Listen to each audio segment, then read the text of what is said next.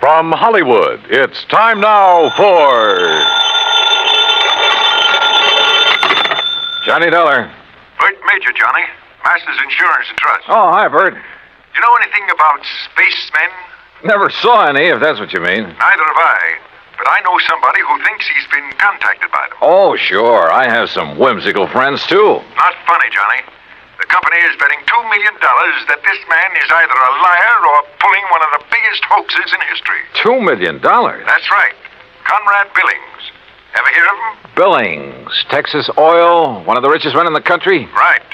Presently of California, where he's holed up in an isolated mountaintop lodge, minus a $2 million collection of diamonds he took up there with him. And you insured them? Yes, but not against ordinary theft. What does that mean? Those stones were insured against theft by persons or things unknown on this earth. What? That's right. Holy... You're serious, aren't you? You bet I'm serious. Okay, Bert, I'll see you at your office.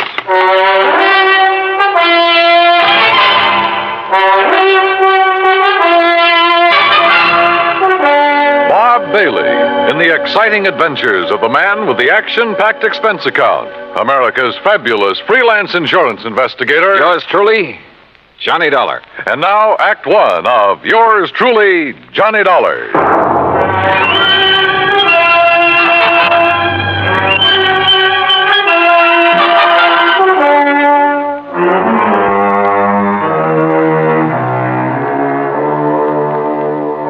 Expense account submitted by Special Investigator Johnny Dollar to the Home Office, Masters Insurance and Trust Company, Hartford, Connecticut. Following is an account of expenses incurred during my investigation of the Diamond Dilemma matter.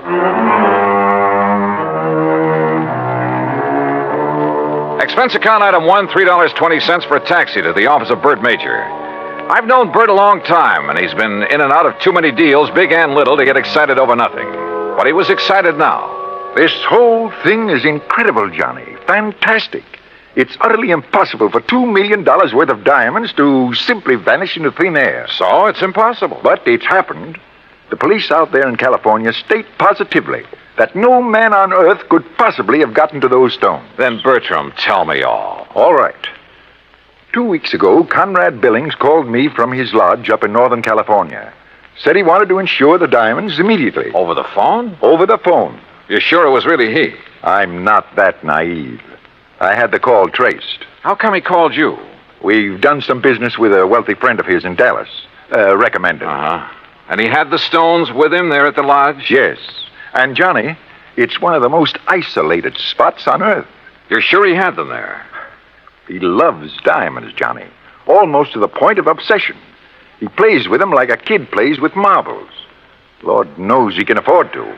So you insured $2 million worth of diamond marbles over the phone? I did. And you say you weren't naive. Oh, look, a remote lodge, an eccentric old man, some expensive baubles. A rank amateur could get at him. You haven't listened to me, Johnny. You've missed the point entirely. I wouldn't care if he left the diamonds lying out on his front doorstep. I insured those diamonds solely against theft by persons or things unknown on this earth. That's the exact wording of the policy. And now they're gone? Yes. So, someone took them? Prove it. What? Someone, and not something. Now, why would anybody in his right mind want to insure against theft by other than people? I asked myself that question. My answer was that a billionaire in active command of his business empire must be of sound mind. And if he wants to satisfy a whim and is willing to pay for it, why should my company refuse his money? You think maybe he has an obsession about flying saucers and the people or things who fly them? Who knows? Or what knows? Johnny, you've got to go out there and make some sense out of all this. Who are the contacts so far? The head of his San Francisco office, Norton Shields. The chief of police in Lakeview, about 30 miles from Billings Lodge, and the insured. Okay, I'll call you, Bert, but not from Mars. Expense account item 2, $280, deluxe flight with trimmings, Hartford to San Francisco. A pea soup fog was rolling up Market Street, and it was 2 a.m. when I finally got to the office of Billings Enterprises and met Norton Shields. He was wide awake, sharp, about 35. Yes, Mr. Dollar, I've been in charge of Billings' West Coast operation for 10 years with time out for Korea. Pretty young for such a responsibility. Billings hired me because I know the oil business. I learned it young. Uh-huh. You like him? You don't have to like a man just because you work for him. He's shrewd and knows how to make money. But he has foibles. Yes, he has foibles. Diamonds. Have you ever seen them? Sure. Where? Oh, here in the office, at the lodge where he is now, at his home. You're certain he took them up to that lodge? 3 weeks ago tonight, they were spread out right here on this desk. He put them one by one in a chamois bag, put the bag in his pocket. I walked into his car, and he was driven straight to the lodge. All right. What about the flying saucers, the spacemen, or whatever it is? No, that's a new one. I learned of it when Mr. Major Call disclosed the terms of the insurance. And the fact that the diamonds had been, that they were gone. You haven't talked this over with Billings himself? No, I haven't. Don't you think you should? Why? If he wants me, he'll call me. How do I get to this lodge? I have a company plane and pilot ready to fly you to Clear Lake in the morning. You'll be met there by a car and driver. Anything else you want, call me. Why all the cooperation when you're not even supposed to know what's going on? A good lieutenant knows when to follow orders before they're issued. You're registered at the Mark Hopkins. You better get some sleep. Yeah, I may need it.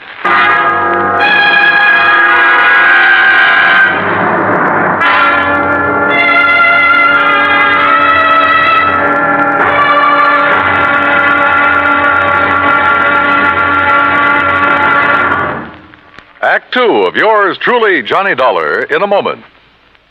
And now, Act two of yours truly, Johnny Dollar, and the Diamond Dilemma matter.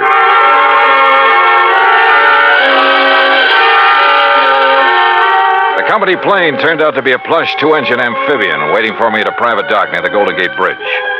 The pilot introduced himself, and we headed due north up San Pablo Bay and then northwest past the Valley of the Moon. Then, a few minutes later, we glided in for a landing on Clear Lake, the largest body of water in the state of California. There, I was met by a car and a driver as promised.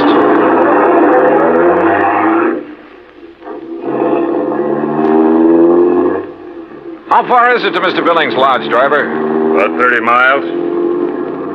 What do you do when Mr. Billings isn't here? Wait for him. Do you, live at the lodge? Nobody does. Just Mr. Billings. No caretakers, housekeepers, anything like that? Just Mr. Billings. Well, surely there must be someone to look Look, after. mister, I'm hired to drive a car. I do it. And that's all. The car twisted and turned through some lush country, then left the highway and climbed a narrow mountain road with signs every couple of hundred yards marked private in big letters. After several miles of this, during which we passed through a couple of gates that had to be opened manually, we came to a high steel wire gate with equally high fencing stretching out in either direction. A small redwood blockhouse squatted inside. The driver made a U-turn, stopped in front of this gate, then reached around and opened the door. This is it, mister. This is it? Yep. Okay, if you say so. But if this is a millionaire's idea... Hey, wait a minute! Huh. Well, if this really is the place, I may as well get... Can't you read? You touch that gate and you will be electrocuted. What? Your name, Dollar? That's right. Who are you and what's the idea? Speak up. Where were you at exactly 2 o'clock yesterday afternoon? Well, if it means anything to you, I was talking with a man named Bert Major in Hartford, Connecticut. Come in. The big gate swung open, and I gingerly walked through it, as per instruction from the loudspeaker nestled in the wall of the redwood blockhouse. You drive, don't you? Yes. Then get in that car you see there and follow the road. The car referred to by the voice was parked against the blockhouse on the far side. I did as I was told. After a while, the road narrowed to a single track and continued on up the mountain. At one point, there was a solid granite overhang, a sheer drop of 1,000 feet or more, and another gate that opened as I approached it and closed behind me. Finally, I rounded a turn where a fill had been made, and a moment later came out on top. A few hundred yards away, across the terrace top of the mountain, was a charming rustic lodge.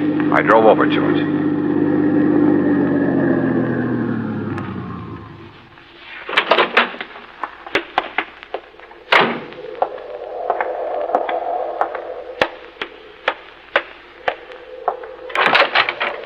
Good morning, Mr. Dollar. Mr. Billings? Come in, come in. Hearing about this man was strange enough. Seeing him was even more of a shock. About 5'2", flashing gray eyes, bullet bald. He was wearing a baggy old jacket that hung nearly to his knees. This way. I want you to see my view of the lakes below. Well? Beautiful. What was that? I said beautiful. Yes, it is.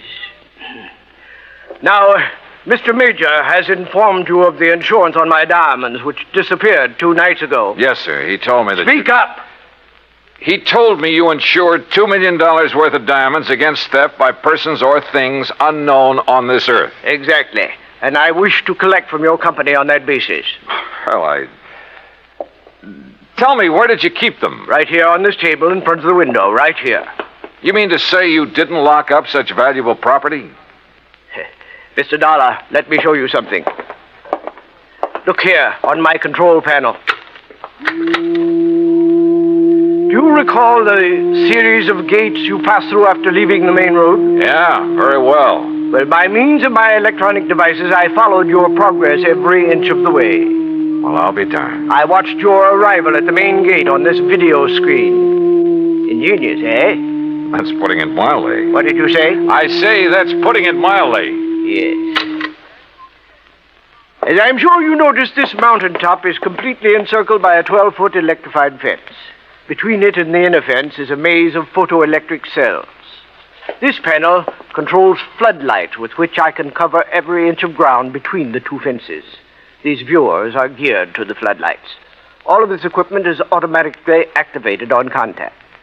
In short, Mr. Dollar, I can detect and follow any person or thing which moves through or between these 2 fences. Anyone who knows electricity could cut your fences and come right on up the road. I did not say this mountaintop was impregnable. I said no one could reach it without my knowledge. Why did you take out such limited insurance on your diamonds, Mr. Billings? I've made my money by leaving nothing, absolutely nothing, to chance. Now that man has projected objects into outer space, it is reasonable to assume that other planets may be ahead of us in technical endeavors. Diamonds would be of tremendous value to an unknown civilization. Well, look, how do I know this is not just an elaborate scheme to collect $2 million? A fair question, Mr. Dollar. What would prevent you from hiding those diamonds somewhere on this mountain? I should consider that question an affront to my integrity, but under the circumstances I do not. I simply defy you to find them. Then what's your explanation of their disappearance? I have none. And unless you find one, I intend to collect from your company under the terms of the policy. Mr. Major mentioned the chief of police in Lakeview. Do you mind if I talk to him? Andy Prentice? Not at all. I have a direct phone to his office and he's home. Would you care to talk to him now? No thanks. But I would like to use your car. By all means. I'll open the gates for you on your way down. Just one point. There must be no publicity on this matter. Understood? Mr. Billings, if I can't prove that your diamonds were taken by a person, those space cats are going to get a lot of publicity. Act 3 of yours truly, Johnny Dollar, in a moment. And now, Act 3 of yours truly, Johnny Dollar, and the Diamond Dilemma matter. While I drove down the mountain with gates electronically opening and closing behind me, I did some thinking. Billings had bought and paid for his privacy at tremendous cost. I couldn't see any loopholes in the setup. Yet, the diamonds had disappeared. 45 minutes later, I pulled up in front of the police station in Lakeview. Obviously, I was expected by the chief of police, Andy Prentice. Hello, Mr. Dollar. My name's Prentice. Mind if I join you? No, hop in. Just cruise down by the lake. I'm sure you want this to be a private conversation, too. Good idea. Well, what's your opinion on the diamonds? Well, I don't know who took them, but I'll tell you one thing. I don't believe it was some thing or somebody from outer space. Well, how would you get through all those electrified fences, photoelectric cells, floodlights, and closed-circuit viewers? Yeah. Well, what's your opinion? I'm as practical and logical as the next fella. If a human being couldn't get to Mr. Billings without his knowledge, and he'd call me the moment somebody tried, well... Oh, sure. Spaceman. Well, what else? I noticed one thing, Chief. He's a little hard of hearing and doesn't wear a hearing aid. He doesn't need one. Just turns up the volume on all that electronic stuff he has around him. Well, suppose someone parachuted onto the top of that mountain. How would he get out? Man could dig under those fences. That would leave evidence, and I've been over every inch of the ground. I've even thought of the expert pole vaulter idea. No sign. Nothing makes any sense. Yeah, I see what you mean. How about a ride in Billings' private plane? I'd like to take a look at that mountain from the air. I don't know what good it'll do you, but I'll go along. Well, maybe there are spacemen. But I still don't believe it.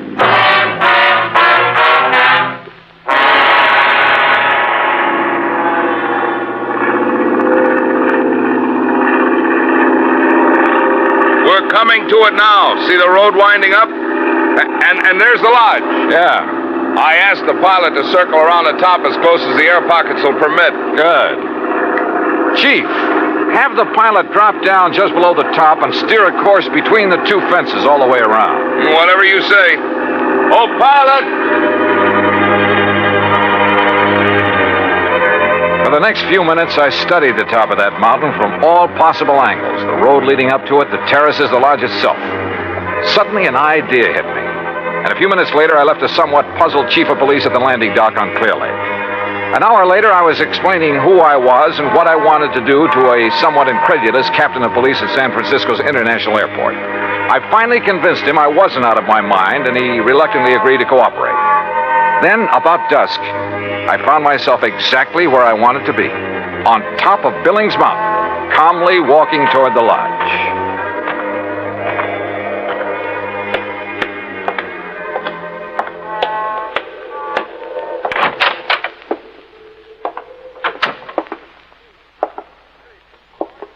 Good evening, Mr. Billings. What? I said good evening, sir. Mr. Dollar. Why, I don't understand. See? No spacesuit. Why, I can't believe it. How did you do it? How did you get here? The same way as the man who stole your diamonds. But this is impossible. Impossible. My electric system gave me no warning. That's because you have it located in the wrong place. What? It's in the two fences and between them halfway down the mountain. Above them, there is one level spot, 50 yards across, that isn't covered by your automatic whistles and bells. But it isn't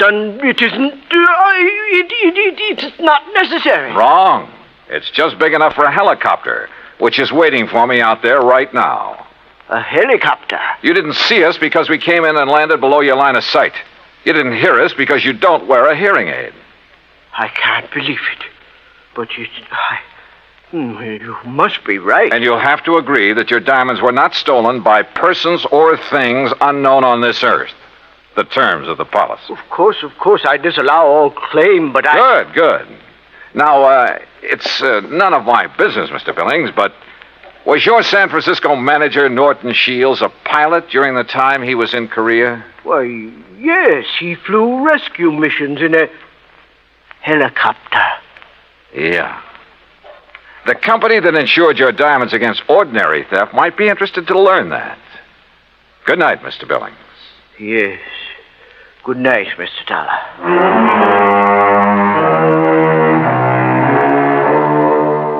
You know, in some ways, I felt sorry for him. He'd spent millions of dollars to insure his diamonds and his privacy. Came a real showdown, and it turned out he had neither. Oh, he'll get his diamonds back, sure, and probably buy some more. But privacy, with or without money, is a pretty hard thing to come by. At least in this man's world. Expense account total, including incidentals and transportation back to Hartford, $284.30. Yours truly, Johnny Dollar.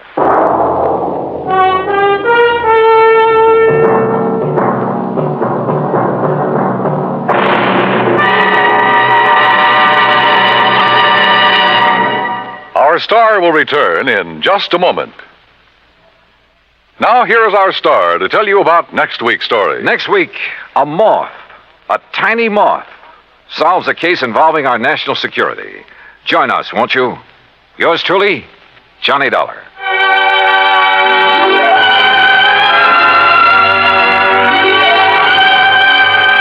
Your Yours truly, Johnny Dollar, starring Bob Bailey, originates in Hollywood and is produced and directed by Jack Johnstone.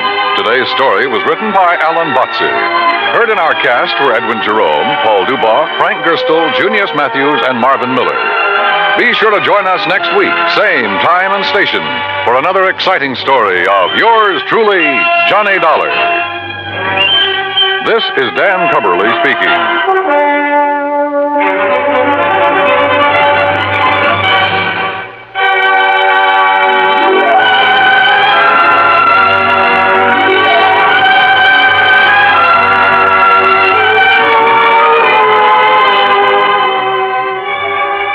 This is the United States Armed Forces Radio and Television Service.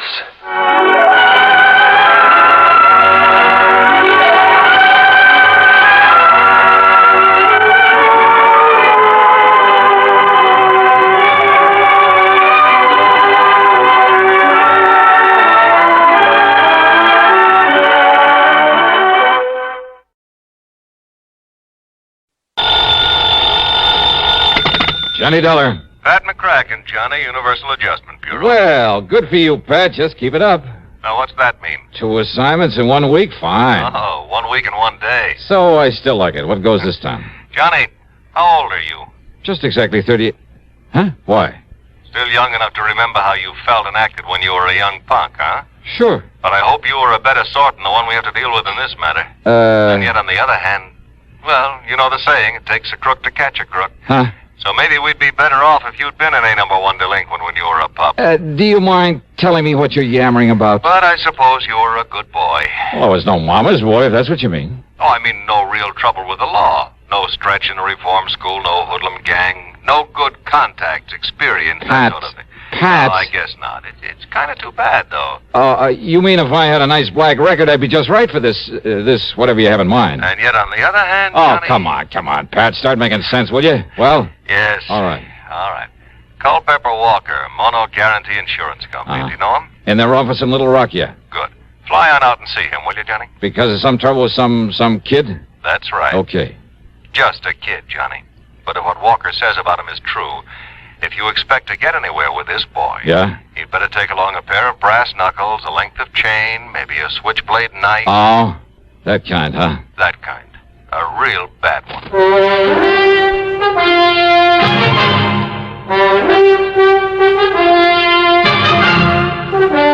CBS Radio brings you Bob Bailey in the exciting adventures of the man with the action-packed expense account, America's fabulous freelance insurance investigator. Yours truly, Johnny Dollar.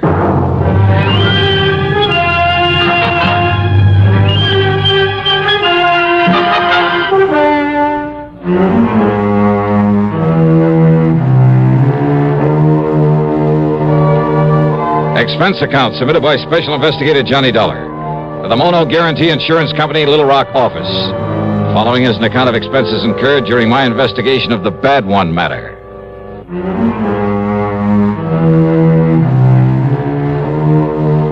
Expense account item 1, $2 for a cab to Bradley Field. Item 2, 8110 airfare to New York to Little Rock, Arkansas. The plane had left New York at 6 p.m. At 8:50 Central Time, we set down at Little Rock Municipal Airport.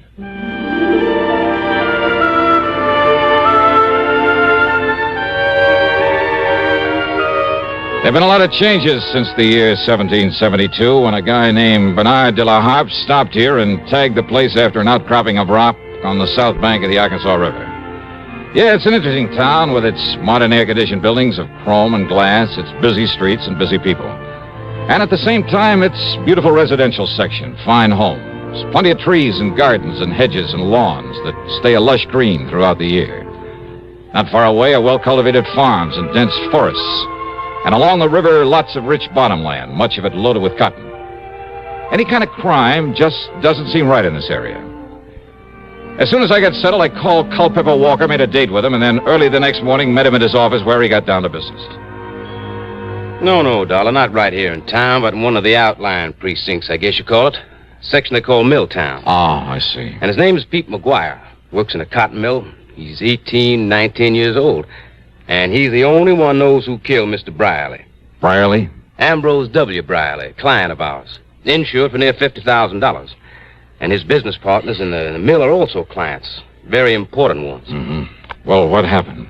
Monday night of last week, Mr. Briley was driving along with the payroll for the cotton mill, like I said, over in Milltown. That's east of here. Yeah? Somebody ran his car off the road, bashed in his head, and took the payroll, some $17,000 in cash. He was carrying all that money around alone at night? Well, he'd taken it out of the bank here in town just before the bank closed. He started out for the mill, but he'd had some trouble with his car, with one of the front wheels, and he had to stop and have it fixed. By the time he got on the road again, it was nearly dark. Well, tell me, you sure he didn't just swerve off the road by himself? No, he was shoved off by another car. Tire marks, the skid marks, showed just how it happened. Chief Andy Fisher of the Milltown Police Department checked that out. I see. Well, could the police identify the killer's car by those tire marks? No, sir. And that's where the McGuire boy comes in. How do you mean? I mean, he was caught running away from the scene. Not more than, well, couldn't have been more than 1 or 2 minutes after it happened. Caught by whom? Well, police car. Chief himself was in it. Just checking the beat out there. He chased the kid down and brought him in for questioning. Well? Nothing. Nothing? What do you mean, nothing? All they could get out of that tough young punk was absolutely nothing. Well, then, what am I supposed to do if the police haven't been able to get anything out of him? Well, you could try, can't you? But it's a matter for the police. If it wasn't for Mr. Briley's partners. Now, what do they got to do with it? Their insurance. Insurance on the cotton mill. Thousands of dollars in premiums every year. So? Well, I can't afford to lose it, Dollar. Well, so why and should they're the ones, his partners, who insisted that I get you out here to investigate. Oh. Yes, sir. Mr. Dollar? Johnny? Okay, Culpepper, I'll see what I can do. Item 3, $50 deposit on a rental car, and I drove over to Milltown, to the one-room police headquarters in the city hall. Yes, sir, Miss Johnny. I was right there at the scene of the murder in my prowl car, right after it happened. Oh? How come, Chief? Man at the bank had told me about Mr. Briley's car trouble. It was getting dark, light rain falling, and Mr. Briley toting all that money. Well, I thought I'd better make sure he'd gotten to the mill all right, so I started out that way. But what happens? All right, what happens? I got there to Spring Road crossing, and there's his car in the ditch, and another car towing away up the road. Oh? And this young Pete McGuire trying to get his motorcycle started and get away from there. Kind of seen me arriving on the scene.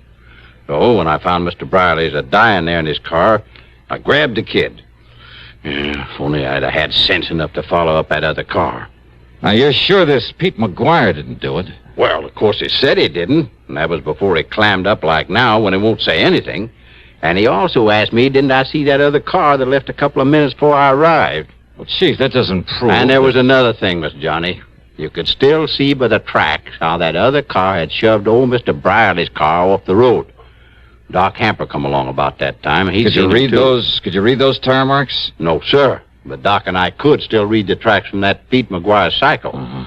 So he come along after the other car left. All right, I see. But he must have seen who was in that other car, so he knows who did it. Oh, well, now, wait. I'm sure of it, Miss Johnny, because of what Mr. Briley said. What he said? When? Well, laying there in his car, dying, thinking the Doc was Pete standing there. And he kept saying over and over, And Peter, you saw it. You tell him, boy. You tell him who did it. You saw it, boy, so you tell him. You tell him. Yes, sir, Miss Johnny. Over and over again, he said it, and then he died. I see. So he knew that Pete McGuire saw who killed him and robbed him. Well, maybe. Of course he did. That no good kid. Why is he no good, Chief? Why? Well, how should I know why, Mr. Johnny, except that he wouldn't go to school, he was a town bum, his ma never knowed where he was at. The most work he ever done was pushing a pool cue. Oh, well, now, most kids... That boy has been a troublemaker all of his life. 10, 15 times I tried to get him to send him to reform school. Hey, you really don't like him, do you? Nothing but trouble out of him. And I take it he doesn't exactly go for you. Huh? Maybe a cop hater even, huh? Yes, sir. That's right. A cop hater. Just like his old man was. Like his old man taught him before I had to kill him one night in a robbery. Pete's old man? They ought to send this cheap punk up to the pen. But first I got to find out who killed Mr. Briley. Of course you're holding him, Chief. On what? Material witness, withholding evidence. There must be some way. Oh, with him claiming he's blacked out and don't remember anything? So that Percy Van Ashworthy Tetweiler upstairs... Percy Van who? What? The public defender. Got the judge to release Pete McGuire on his own recognizing, or whatever it is. Recognizance. Yes, sir. So McGuire's out and free as a bird. But if he tries to run up before I can get him up before the jury... Oh, Chief, lots of But kids. don't you worry, Mr. Johnny. Everybody on that jury are my friends. So they'll lock him up, all right. Yeah, I see. Be kind of revenge, huh? Because he won't cooperate with you. Now, look, Mr. Or Dollar. maybe just because he's a cop hater. Where'll I find this Percy Van, this public defender? Upstairs in his office. But do you think he could get anything out of that kid? Well, now, as the kid's defender, do you think he'll tell you if he did? But if he did, and you find out, you got to tell me. Yeah, we'll see about that. Mr. Johnny, I am not going out of here with a punk kid making me look like a fool. All these years working to keep order here in Middletown, having to retire a few months from now. Yeah, and going out no richer than when I was walking a beat. So maybe I'll have to live with some of my relatives somewhere out west. But you think I'm going to leave with this kid making a fool out of me? I'll see you later.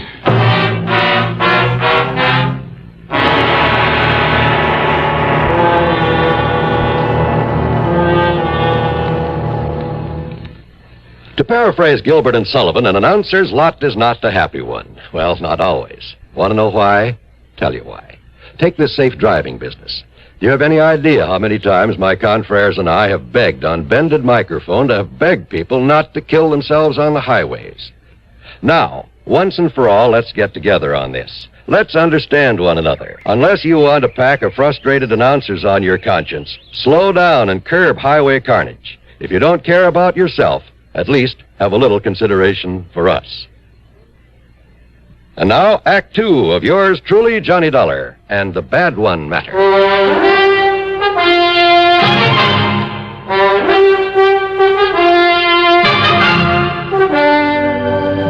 Percy Van Ashworthy Tetweiler was hardly what his name might have implied.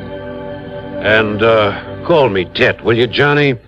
I don't like the name Percy any more than I imagine you do. Yeah, sure, Ted. Now, as I was saying, in spite of the chief's feelings about him and all the trouble he had with Pete's father, well, put it this way.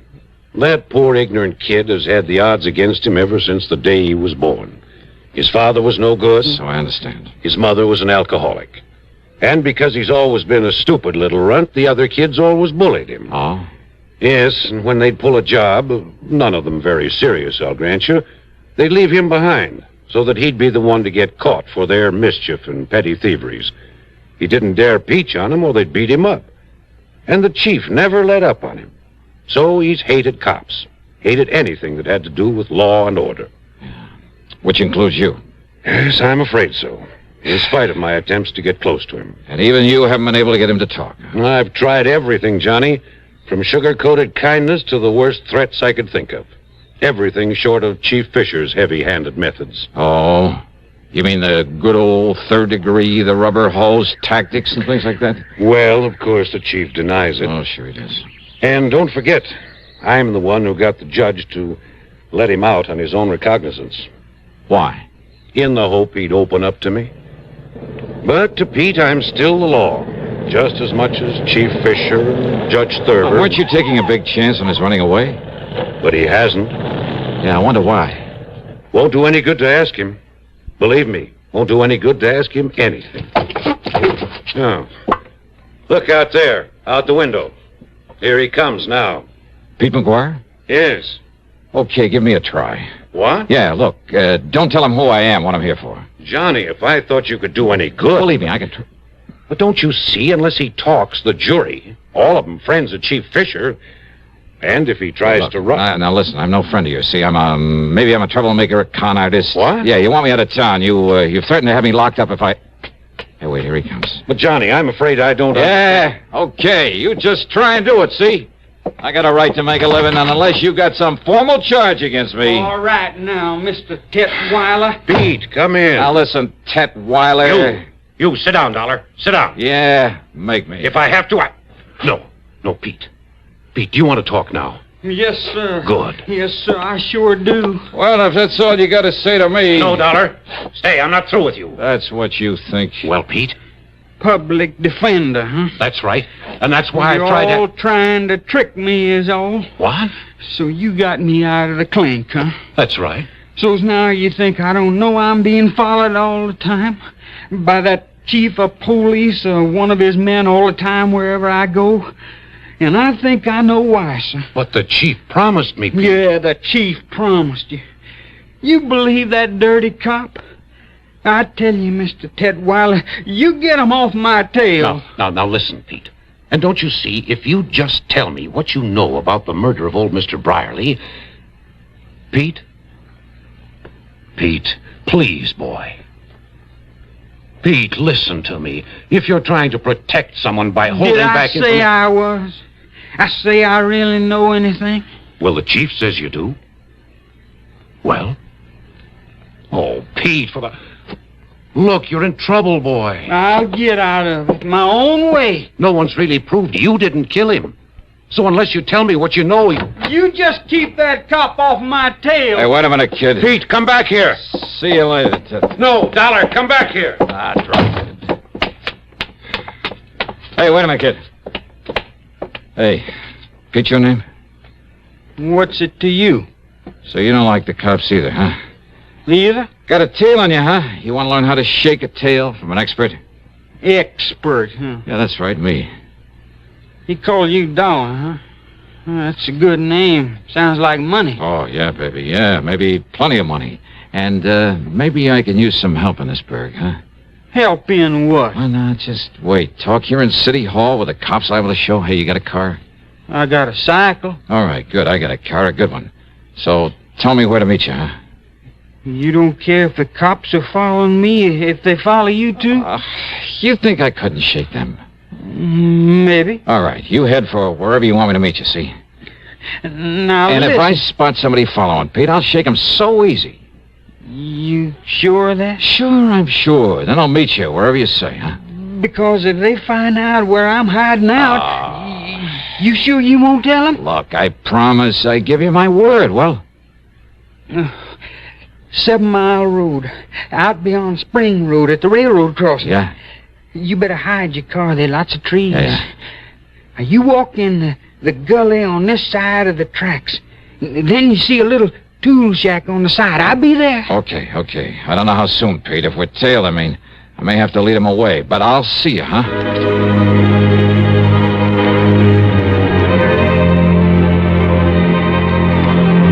We were tailed, all right. And I could see by whom. And I wondered. To keep him from following Pete, I had to let the boy go on ahead. It was nearly an hour later then by the time I got to the tool shack. And I thought I'd lost the man who was tailing me. There was no padlock and a heavy hasp on the door of the tool shop. So y'all come on in, Mr. Johnny. Johnny? That's right, Johnny Dollar, the big eye. Oh, I see. So they brung you here to try to make me talk, huh? The insurance company, Pete, not the law, not the police. No? No. I know all about you, Mr. Johnny. I long admire you for a long time. I hear that you was coming here. Oh, I hear lots of things, Mr. Johnny. And I hear you coming here. I figure maybe you can... Help you, Pete? But unless I know whatever it is you know about that murder... Maybe I can tell you. Come on, Pete, try. But I couldn't tell the police. I'd tell any of them. I'd tell that defender you talking to. They don't believe me. You think they believe me over that chief, Mr. Johnny? You think they do? Oh, Pete, you must have a pretty sour idea of justice. And that chief, he run this town. And he like to kill me. Like he killed my old man. He don't like him. Only he killed me because he'd say he'd catch me trying to run away. Now, Pete, you listen to me. And I don't really know who killed that Mr. Brierly. But I think I know, and that's why I don't dare say what I think to that chief or to anybody. But when you saw the killer's car, heading away from the place... But, Mr. Johnny, The only one I see is the police car when it comes from the direction of the mill. So From the direction of the mill? So I really don't know.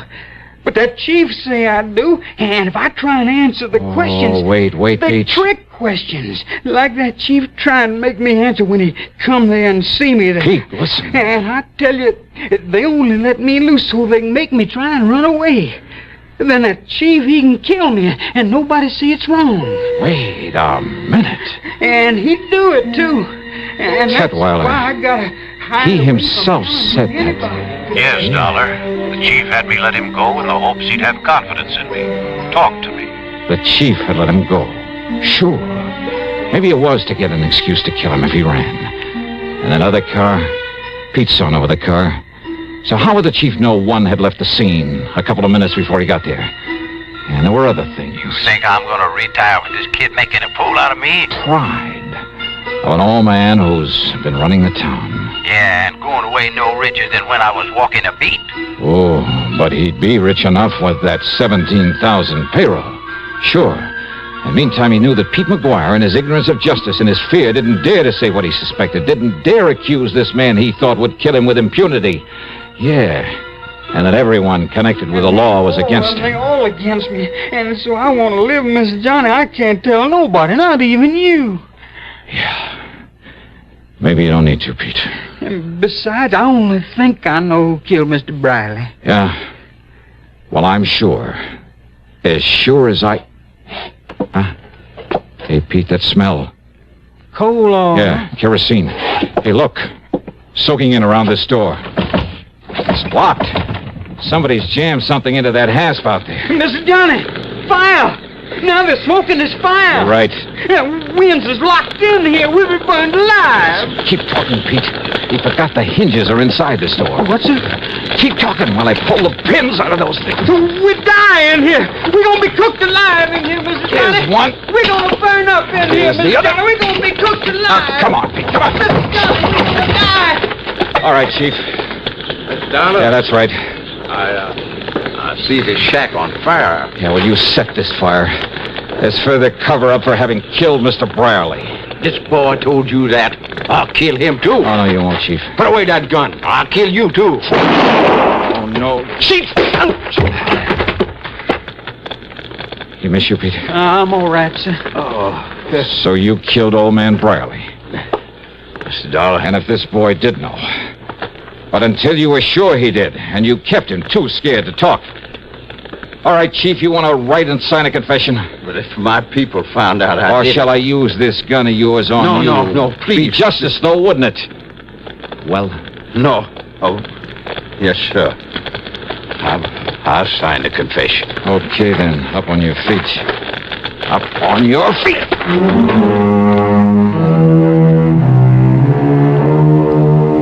Yeah, pretty smart. Using that poor, ignorant kid as a means to keep any suspicion away from himself. But believe me, not smart enough. Expense account total, including hotel expenses, the rental car, and the trip back to Hartford, $231.20. Yours truly, Johnny Dollar.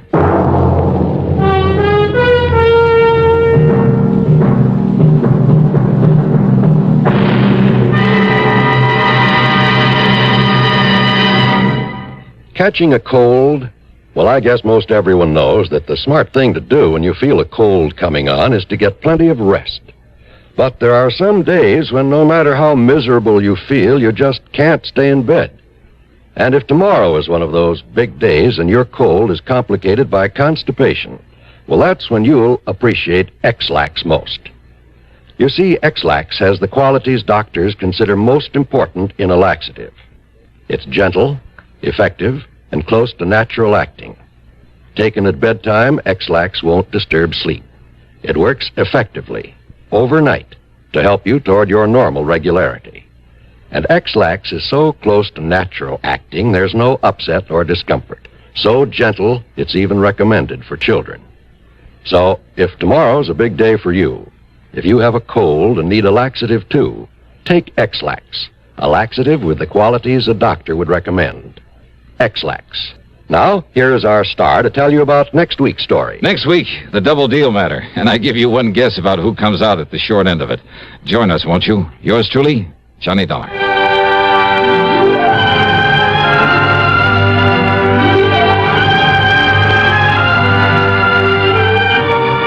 Yours truly, Johnny Dollar, starring Bob Bailey, originates in Hollywood and is written, produced, and directed by Jack Johnstone. Heard in our cast were Larry Dobkin, James McCallion, Forrest Lewis, Russell Thorson, and Sam Edwards. Be sure to join us next week, same time and station, for another exciting story of yours truly, Johnny Dollar. This is John Wall speaking. This is the CBS Radio Network. You're tuned to Radio 590 WROW in Albany, New York.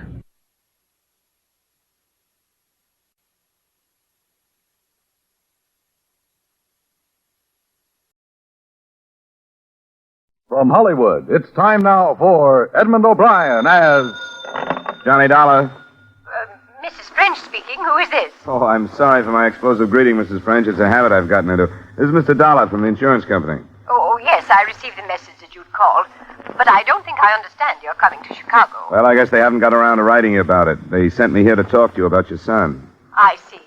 And then if we decide there are grounds for your fears about him, they've given me authority to go out to the Malay states and investigate the situation. Oh, that's very nice of them. I am afraid for Edward. I'll come out to see you about 1:30 then, Mrs. French.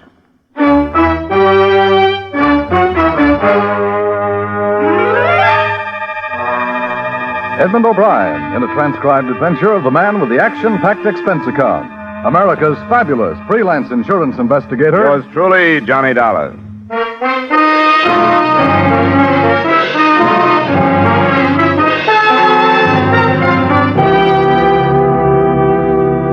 Expense account submitted by Special Investigator Johnny Dollar to Home Office Tri-State Insurance Group, Hartford, Connecticut. The following is an accounting of expenditures during my investigation of the Edward French matter. Expense account item 1, $95 airfare and incidentals between Hartford and Chicago, the home of Edward French's mother. There the story went about as follows. Edward French had left the States after the war and gone to the Malay States, where he managed a tea plantation, concentrating on sales to a buyer for the Jewel Tea Company. He'd married an English girl, and their life seemed pleasant enough, but a letter from a Constable Wicklow had reported the abrupt end of that. Edward, on a business trip to Singapore, had disappeared. The current crop of Malay guerrillas was suspected, but there was not one clue as to whether he was alive or dead.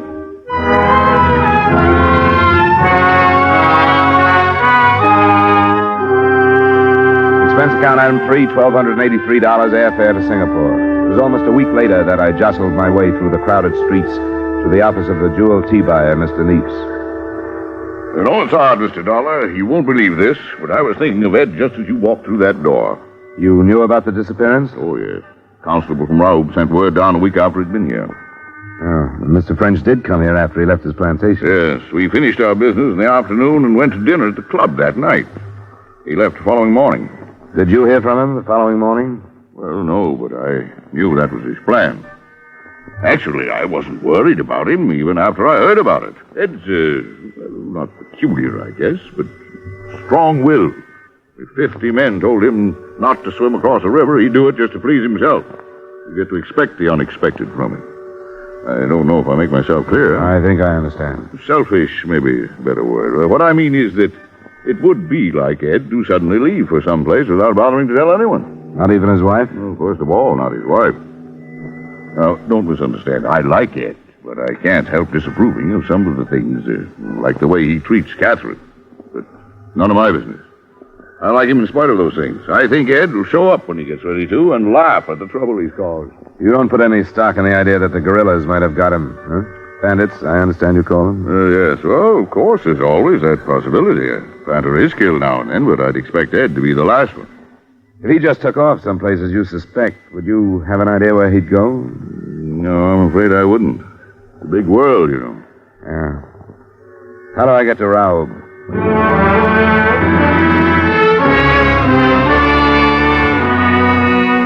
I began to appreciate the state of siege British Malaya is living under when I boarded the train the next morning. All the windows in all the cars were covered with wood, hard and thick enough to withstand fair-sized bullets. At the stopping point near Raub, I was met by 2 native policemen armed with Bren guns who drove me the rest of the way in a jeep that had been encased in armor. There was no trouble, but by the time I reached the police station in Raub, I had a healthy respect for the dank wall of jungle that pushed in from all sides and the unseen enemy it hid. Because on the way, I was notified by the native driver that Constable Wicklow had been killed from ambush the day before. His replacement was Constable Downs. It's a nasty business, cleaning them out. Poor Wicklow'd been at it for almost a year. Well, it must have happened after I talked to the police in Singapore. Yes, last night. They attacked the Stewart estate. That adjoins French's. Wicklow was killed on the way out with reinforcements. They'll single out the leader every chance they get. What do you know about French's disappearance? Very little, I'm afraid. I read Wicklow's report when I learned you were coming. Undoubtedly the work of the bandits, although it might appear to be kidnapping. Kidnapping? That's a new theory. Oh, hardly a theory yet. But it's not been their habit to conceal the bodies of their victims.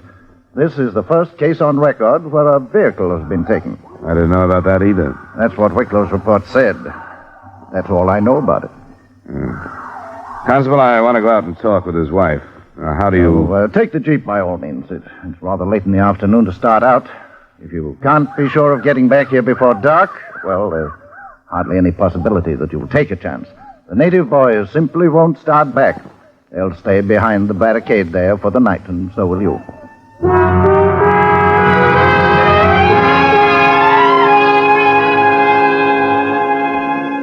The French estate, like the others, maintained about 50 private soldiers who held defensive positions about the place 24 hours a day. By the time I got there, they had pulled in for the night and were manning a tight perimeter around the main house. As the Jeep passed through it, I saw that they were fairly well armed with rifles, light automatic weapons, and grenades. In sight of all this, waiting on the veranda, and dressed as though she were about to leave for a cocktail party, Mrs. French looked entirely out of place.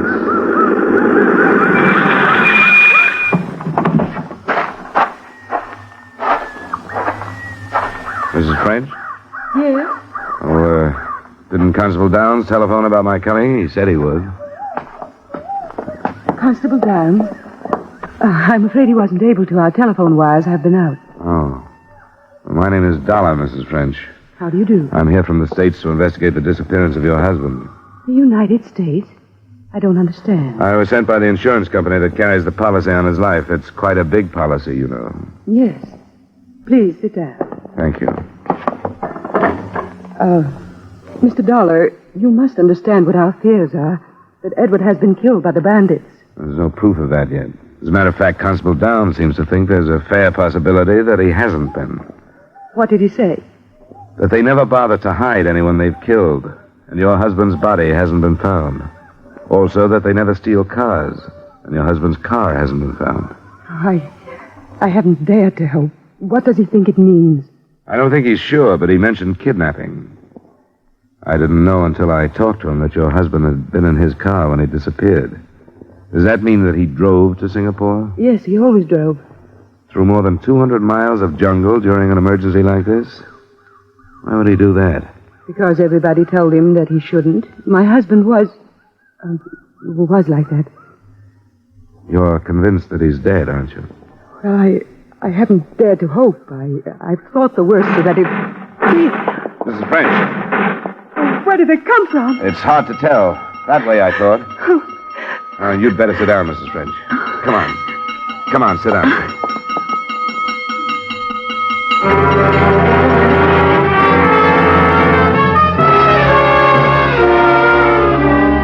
About 15 minutes later, I thought I understood her violent reaction to the shots in the far distance. A small lorry pulled up in front of the house, and a blond man of 30 or so years got out of it. He was introduced to me as Keith Stewart, manager of the adjoining estate.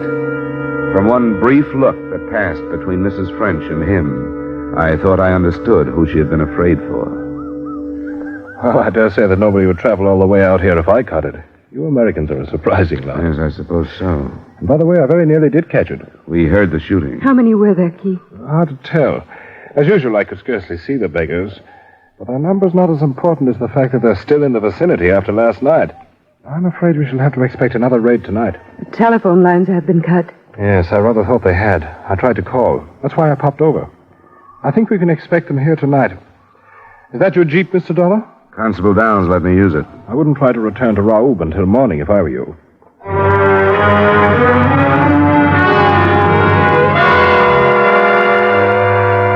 Two hours later, it was dark. A double guard had been posted, and floodlights glared out in a 200-yard circle around the house.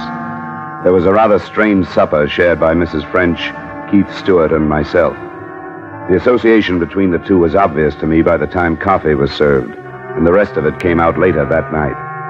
I couldn't sleep in the uneasy house, and at 11 I left my room to go get some air on the veranda. But they were already there. And what I overheard from inside the house just about settled the case as far as I was concerned. I was waiting for a definite statement when the conversation was interrupted. Here. Go inside, Captain. What is it, Stewart? Well, sir, did our little war awaken you? I wasn't asleep. You said you had a weapon for me? Yeah. Go inside, Captain. All right. Please be careful. Right over here, Mr. Dollar. Not a gun of American manufacture. Are you familiar with the Thompson product? Yeah, thanks. You'll have to arm it. The chamber's empty. Now then, you're going out there with me? That's what you wanted, wasn't it? Very good. Rather an odd way to carry on an insurance investigation, isn't it? That's right. But you'd hardly call this an ordinary case.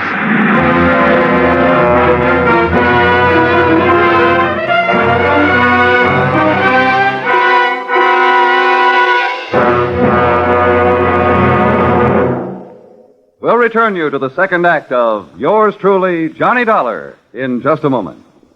There have been some changes made, and it's faster, it's funnier, it's got new life and brand new punch because Jan Murray's taken over. What show is this? Why, CBS's Saturday night musical quiz, Sing It Again. That hour of melody, mirth, and money that's heard on most of these same CBS stations. Yes, Jan Murray is your new host. Alan Dale, Judy Lynn, the Riddlers, and Ray Block are your music makers. And there's still loads and loads of cash for identifying the phantom voice. Be sure to hear the new Sing It Again starring Jan Murray tonight on CBS. Now with our star, Edmund O'Brien, we return you to the second act of Yours Truly, Johnny Dollar.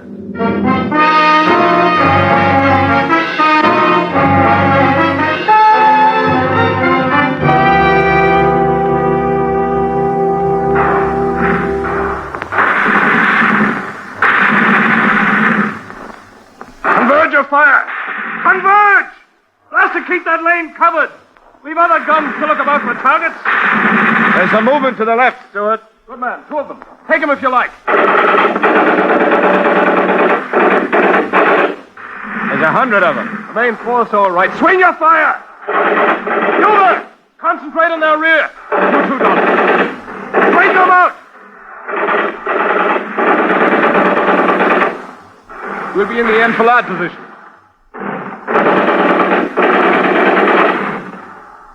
Grenades! Grenades! Now!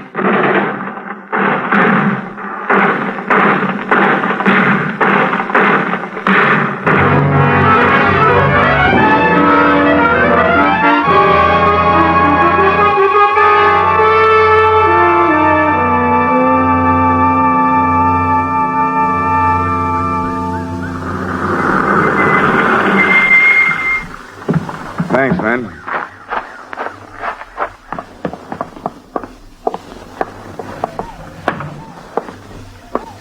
Well, good morning, Mr. Dollar. Bandits gave you a bit of a go last night, I'm told. It was over by 2 a.m. I'm sorry I got your men into it, Constable. Oh, nonsense. They're policemen. You brought them both back, didn't you? Yes, the one death we had was a boy from the estate. Ah, beastly business. What about the bandits? I don't know. I didn't stay to count. There's been a development in the French disappearance that will probably surprise you. Oh? I overheard a private conversation between Stewart and Mrs. French. Or at least they thought it was private. I can think only one thing after hearing what they said. They're back of French's disappearance, not the bandits. Oh, see here now. I told you it'd be a surprise, but it's the truth. You suspect that there's something between them? It's more than a suspicion. I know that to be a fact. Good Lord. They talked about whether or not French knew about their association and whether or not he'd mentioned it to somebody who could have told me about it. She's afraid I'm suspicious of them, she said. What else could they have been talking about, Constable? I don't know. Good Lord. Did it sound as though they'd killed him? Yes, it did. But unfortunately, an overheard conversation isn't much in the way of proof. No. Pity the body hasn't been found. That would help. He didn't say so, but I sort of assumed that Stewart has a wife. Is that right? Yes, he has. Rather a pathetic, sickly woman. You can't say that about Mrs. French. Oh, no. I suppose one couldn't. I wonder if you could call Stewart into town for something this afternoon. Maybe a report on last night's action. I'd like to talk to his wife. Why, yes, I imagine I could. I'll ask 2 or 3 of the planters. As a matter of fact, I should arrange a meeting to discuss common defense. But good Lord, Dollar, this possibility is astounding. It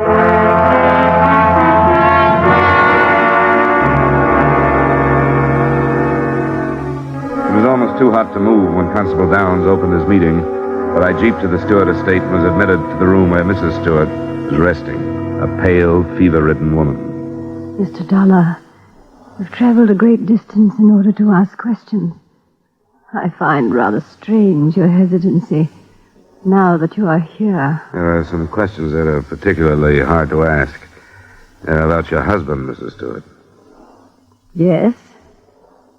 Do you know about your husband and Mrs. French? Of course I've known. He's in love with her. And I don't care. Has he spoken of divorce? Under British law, Mr. Dollar, it would be my place to speak of divorce. Why do you ask? I wondered if he or they had any plans for the future. I assure you that any of Keith's plans for the future will include me. Unless he kills me. At times I wish he would. Do you think Edward French knew about his wife? I don't know. Mrs. Stewart, I don't know if you really think your husband is capable of killing you. But it looks very much as though he did kill Edward French. I hope he did. And I hope he's punished for it.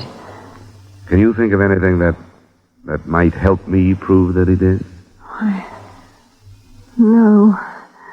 Oh, I wish I could remember. French disappeared about a month ago. Evidently, he left Singapore in his car. If your husband killed him, he would have to have met him on the road back. Can you remember your husband leaving for any length of time about a month ago? Yes. Yes, I do remember. A month ago. He left before noon in his lorry. He was gone for 2 or 3 hours. Did he say where he'd gone? No. I asked him, and he said he'd been inspecting the groves. But he was lying.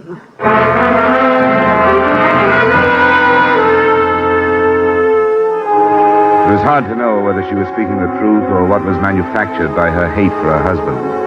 When I left her, I went back to the French estate.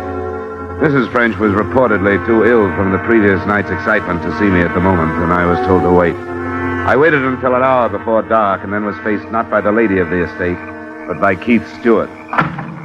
My wife told me about your visit, Mr. Dollar. She did? I was hoping that she wouldn't. I'm sorry that you bothered her. She's quite ill. At times, what she says has entirely no basis of reason. Oh? She seemed to be all right when I saw her. She told you that I killed Edward French. Do you think that's a reasonable statement? She didn't tell me that. And why should she say that she did? Probably because I told her. You told her? Yeah. Why would you think a thing like that, Mr. Dollar? Because it doesn't look like natives' work, for one thing. The body hidden, the car missing. That doesn't necessarily follow, Mr. Dollar. A jungle animal might have made off with his body. An armored auto such as his could be sold quite easily for a great deal of money. His body might also offer proof of who killed him. The car, too, possibly. I'm afraid you're in error, Mr. Dollar. Edward was killed by bandits. How do you know that? Considering the number of deaths attributable to them, I think it's safe to assume. You're in love with his wife. I make no secret of that, sir. You made no secret of your conversation with her last night, either. What do you mean? I mean on the veranda last night, just before the attack. I see. You told her there was nothing to worry about, if you'll remember. But you were wrong. I'm afraid you were, too, Mr. Dollar. Spying is not looked upon with any amount of favor here. It's not my usual method, but your stupidity made it almost unavoidable. How do you think the murder is going to be received? I insist there was no murder per se. Edward was killed by the bandits. Keith. Catherine, will you go back to your room, please? No, Keith. I have a right to know what's being said. Nothing is being said, my dear, that would be of any interest to you. Why do you say that, Stuart? I've been listening, Keith. I have a right to be here. All right, my dear. As you know, then, we were discussing the possibility that I might have killed your husband. It's a groundless discussion, since even if Mr. Dollar were convinced that I had, there would be the matter of proof. I've been expecting that. And you have a solution? Not at the moment. But let me tell you this. I have Constable Downs convinced, too. He arranged the meeting of you planters this afternoon only to give me time to talk to your wife. Keith. Please, Catherine, be quiet. The constable has probably radioed our suspicions to Singapore by now, so you can see that the ball is rolling, so to speak. Catherine, be quiet. Go to your room, Catherine. It'll be better if you'll go to your room. You can see she's ready to break down right now. I don't think you have a chance, Stuart. She had nothing to do with it, Dollar. I'll accept full responsibility. We did fall in love. Edward was a beast. That has nothing to do with it, has it? If you'd known him, you'd realize that it had a great deal to do with it. He deserved to die. Life is cheap here in the Malay States. Good men have been dying. He wasn't a good man. He was a beast. And I took the emergency and used it to my advantage. To Catherine's advantage. You met him when he came back from Singapore? Yes, I drove my lorry to meet him. I feigned engine trouble, and when he got out, I shot him and drove away. But I didn't tell Catherine until after I'd done it. Do you want to go into town to give your story to Constable Downs, or shall I send in for him? I'll go in. If you wouldn't mind, I'd appreciate it if I could go to my estate first. It's close to dark. I'd appreciate it. We'll go in the Jeep then. I've got 2 armed men in there. All right, Mr. Dollar. I won't say goodbye to Catherine. If we could leave now. Oh, you're carrying an automatic. I'd better take that. All right, we can go now.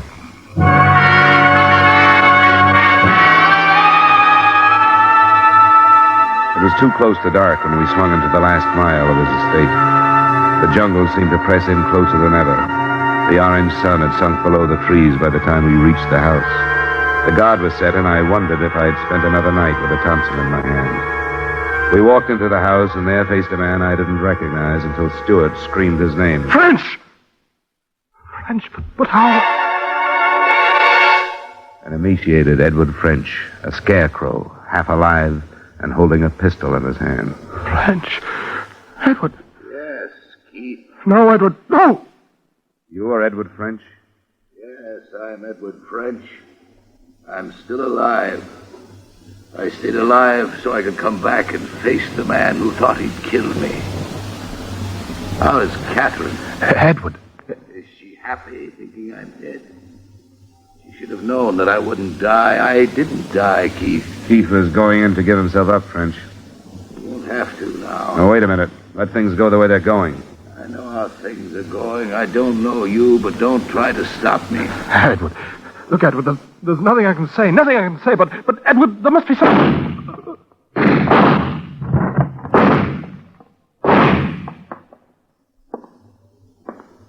Give me that thing, French. Sure. There it is. Well, I've shown him a thing or two around here. Yeah? You sure have.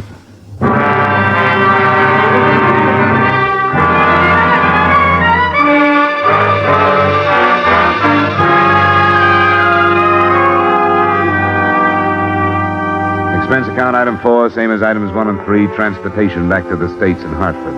Item 5, miscellaneous, $200. Expense account total, $2,739.50. Remarks?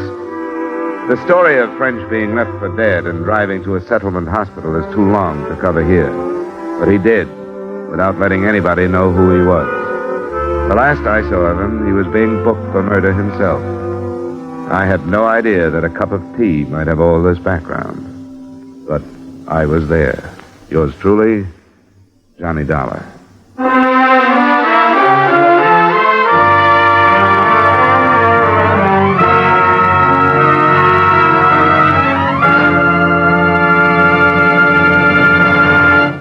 Yours truly, Johnny Dollar, stars Edmund O'Brien in the title role and is written by Gil Dodd with music by Wilbur Hatch. Edmund O'Brien's latest picture is the Paramount Pictures production, The Redhead and the Cowboy. Featured in tonight's cast were Jeanette Nolan, John McIntyre, Tudor Owen, Maria Palmer, and Dan O'Herlihy. Yours truly, Johnny Dollar, was transcribed in Hollywood by Jaime Del Valle. This is Dan Coverly inviting you to join us next week at this time when Edmund O'Brien returns as... Yours truly, Johnny Dollar.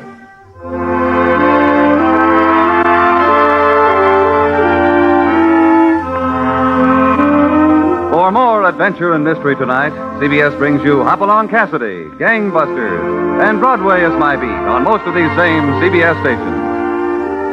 Stay tuned now for Larry LeSueur with 5 minutes of the latest news, which follows immediately over most of these same CBS stations.